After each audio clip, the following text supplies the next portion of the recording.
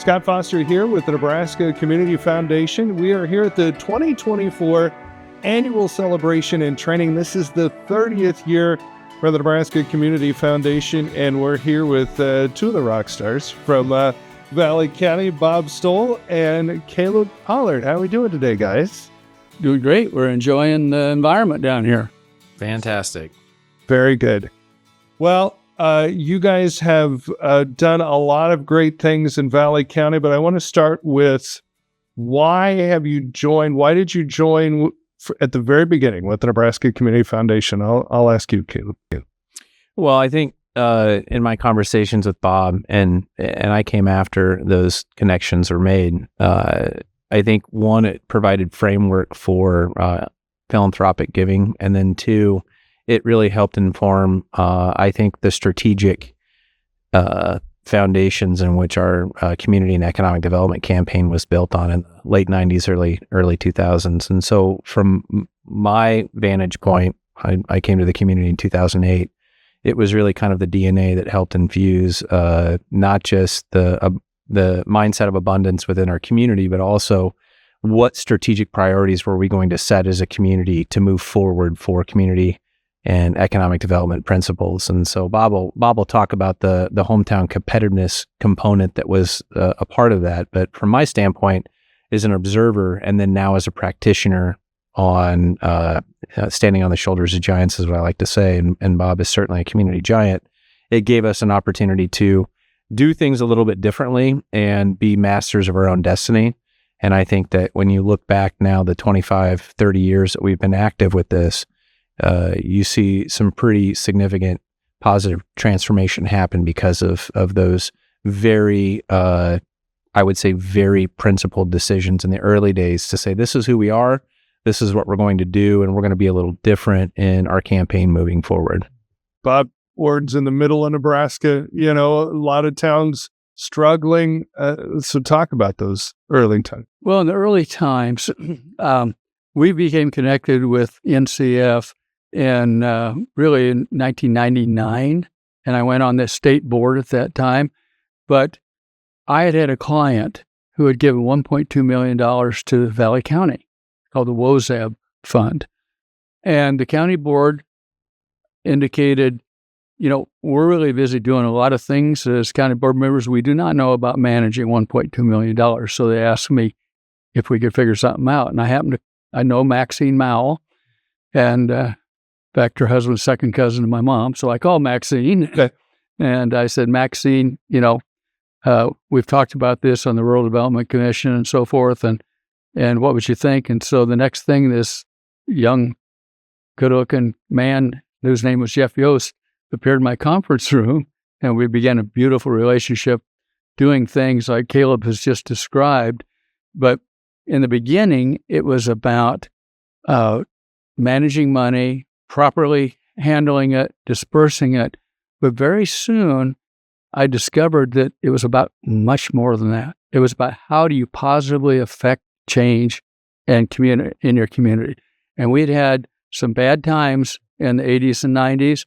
And so we wanted to participate and be change agents. And truly that happened. And then the county board was initially the fund advisory committee for the WOZAB fund. But in 2003, a real critical thing is Jeff gave a call and said, would Ord like to be the pilot project for something I'm thinking about? And we got a $50,000 rural funders grant. And we used that and built out what was called HTC, Hometown Competitiveness. And the beauty of that was the pillars underneath that were leadership, entrepreneurship. And this was kind of unique in the economic development industry at the time, using philanthropy to support both of those. And that's where it became really significant. And so with that, then we soon realized we needed a youth component to that. So we added the fourth leg. And then understanding that quality of life is so important in rural Nebraska for attraction, that kind of thing, we pushed out into arts and culture. So then we started our own our own HTC endowment in 2007, had a founders club, and we raised around $70,000 right away with that. And that was big money right then. Mm. Jeff talked about making communities livable and lovable. Mm-hmm. And I think that's something that you really achieved in Ord. You feel that as you go through that town.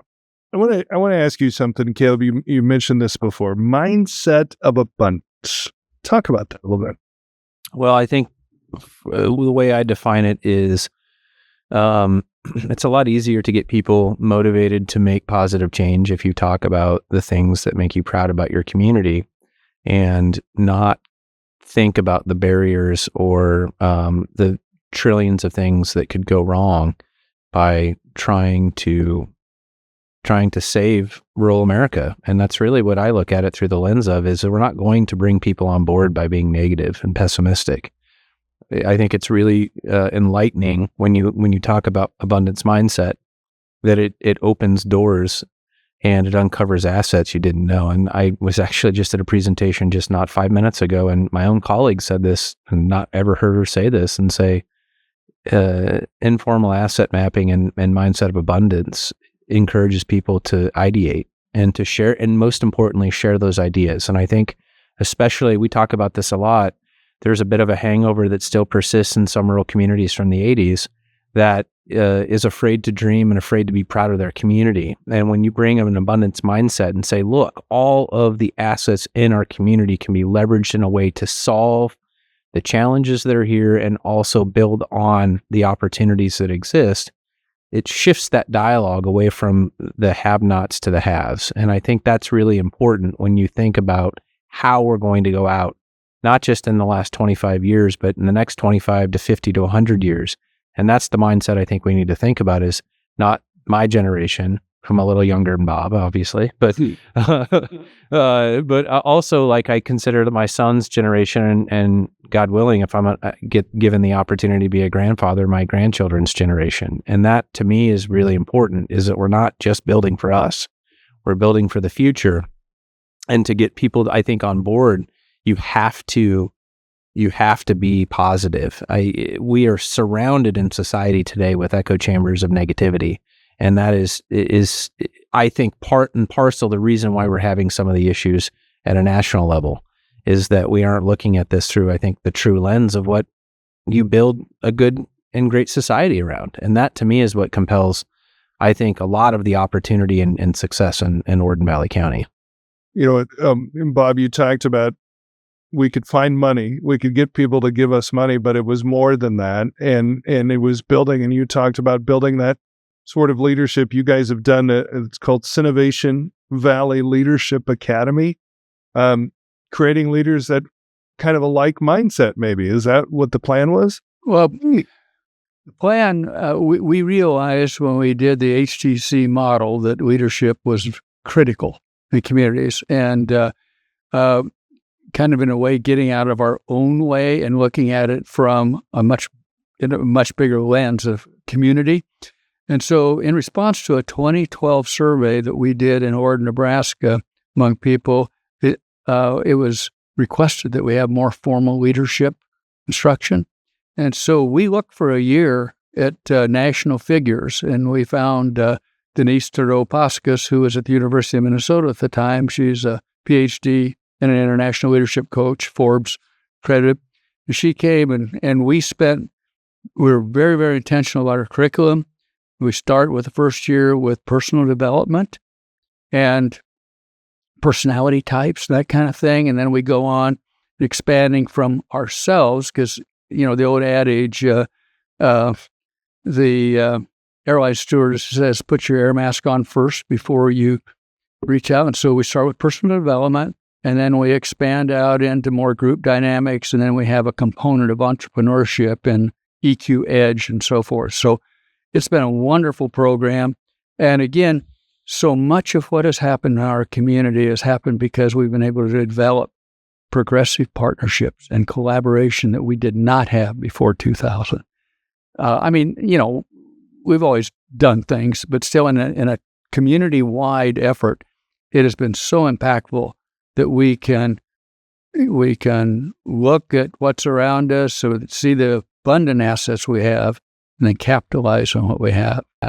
And to that point, Bob, one of the things that you said that I think is really critical to our success that I want to give him credit for is buildings don't build themselves. Businesses don't build themselves. It's the people behind that are building for these opportunities. And when you invest in people, both with financial resources, but with the human capital that they brought from the leadership standpoint, that's where that true transformation starts to happen, is when you invest in our people. And I think that's one thing we do better than anywhere, is we invest in our people and then empower them to go forward and be change agents. There isn't one guiding hand of change that's making things happen. It's very diffusive and it's very grassroots. And I think that's why you continue to see that resiliency 25 years. And as we look around us and we say, well, we have way more abundance around us than we recognize for a lot of years. Well, people is our greatest asset. And so why would we not capitalize on that? And thankfully that has been very beneficial to our growth and to whole community mindset, and helped us develop a philanthropic culture instead of I'm going to beat you to the so-and-so and get his money first. Right. And so it seems like there's a sense of not necessarily these are my rights, but these are my responsibilities. These are the things that I want to make this place better that you've created. Bob has a plaque in his office, and I bring this up a lot, but I want to, again, give him some credit for this, is there's a plaque in his office that says that service is the rent we pay for our time in this world. And I think one of the things abundance mindset helps establish with people is that service isn't just your responsibility, but it is how you change the world around you in a positive manner. And servant leadership is, I think, is a cornerstone of what you see in Valley County, and it starts with him. I mean, somebody has to catalyze that, and thank goodness we did. And I tell this story too. At 21, I was working for the Nebraska Community Improvement Program, and my boss gave me the keys to a Ford Taurus and a gas card and said, "Go find out what makes rural Nebraska tick." And I drove through, I think 73 counties, 75 counties, and met with people over that summer. And one of those communities was Ord. And when I left there, I was like, I want to live there. And I made inroads from that visit, made inroads again when Beth Ann was in the role that I occupy today. And in 2008, that door opened because of that intentionality. It really is interesting. As a child of the 80s, we thought there was going to be about 4 towns left in Nebraska. Yeah. It didn't look with the things that Ord's gone through over the years too, it didn't look like that was good. And that's just not the case. And you hear that again and again and again here with the Nebraska Community Foundation, that we can make this work and we're going to get it done. Absolutely. That's been the case in Ord. So it has. When I drove to school in 1957, the population of Ord was 2,222. Today it's 2,112. And I feel bad we've slipped that much, but compared, there was a study done by Don Mackey among 31 peer counties, and we have many ascending categories as opposed to what the normal thought is about rural America's disappearing. Rural America doesn't have to disappear. Rural America, we can. It's changing, just like urban America is, and we get into this mindset where it's just like urban core decay. Detroit went through a very, very parallel experience with disvestment and decay that rural Nebraska, rural America did. And Detroit made a choice. We're not going to suffer this anymore. And they have pivoted, and they are, like Pittsburgh and a lot of other Rust Belt cities, are on the upswing again. And I think rural Nebraska is the same story. The communities that chose to plant a flag and say, enough, we are not going to let the 80s farm crisis dictate the future, that we can overcome this, are the communities today that are presenting and sharing all these wonderful gifts that they have. And Caleb, to that point too, is having started with NCF, it had just been going a few years, about 5 years before I got on the board and so forth, but a lot of credit needs to go to the Nebraska Community Foundation, Maxine and Jeff's leadership, because they saw the positives. They said, and it wasn't through, some misfocus. It was what could happen. And so now, like 270 communities have adopted this HTC philosophy framework that has led them to see abundance, and we can make a positive influence. Truly an amazing movement that is going on in Nebraska right now. Certainly in Ord as one of the crown jewels of that. Bob Stowell, Caleb Pollard, thank you very much for being here today, and thank you for the work that you're doing.